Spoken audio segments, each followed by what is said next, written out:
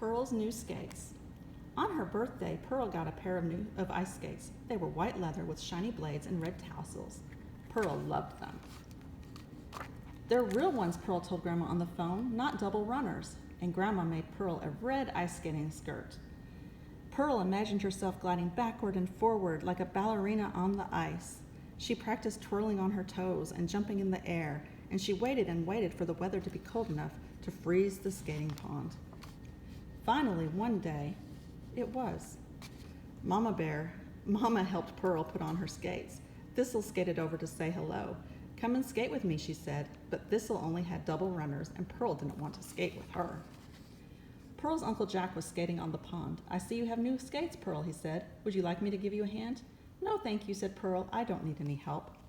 Pearl stepped onto the ice. It was hard to keep her ankles from wobbling. Here I go, she said. But instead of going forward, Pearl lost her balance. She swayed back and forth. Her arms went around like pinwheels. Her bottom hit the ice with a thump. Each time she tried to stand up, her feet slid out from under her. Pearl took off her skates. I'm ready to go home, she said. You don't have to be a ballerina on the ice right away, said Mama, but Pearl wasn't listening. The next day, Pearl didn't want to go to the pond at all. She sat in front of the window and watched Thistle and her other friends pass by with their ice skates. She tried to read her new library book, but she didn't like it, and she didn't feel like drawing. At the end of the afternoon, Uncle Jack stopped by to say hello. You didn't come to the pond today, Pearl, he said. Didn't you like skating? Not much, said Pearl. I like to skate early in the morning, Uncle Jack said, before anyone else is there. You might like that too. Pearl said she didn't think she would. But in the morning, Uncle Jack stopped by just to be sure Pearl hadn't changed her mind, and Pearl decided to go with him. I might not stay very long, she said.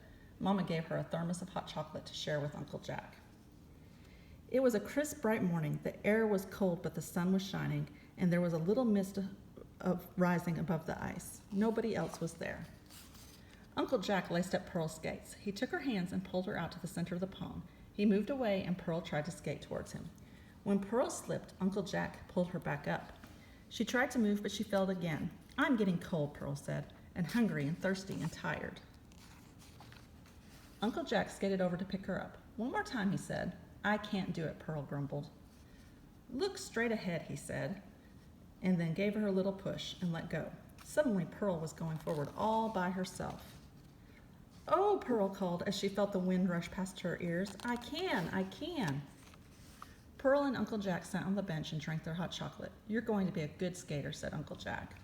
When Pearl got home, she put on her red skating skirt. She twirled on her toes and jumped in the air. Then she called Thistle. And the next day, they spent the whole afternoon skating together.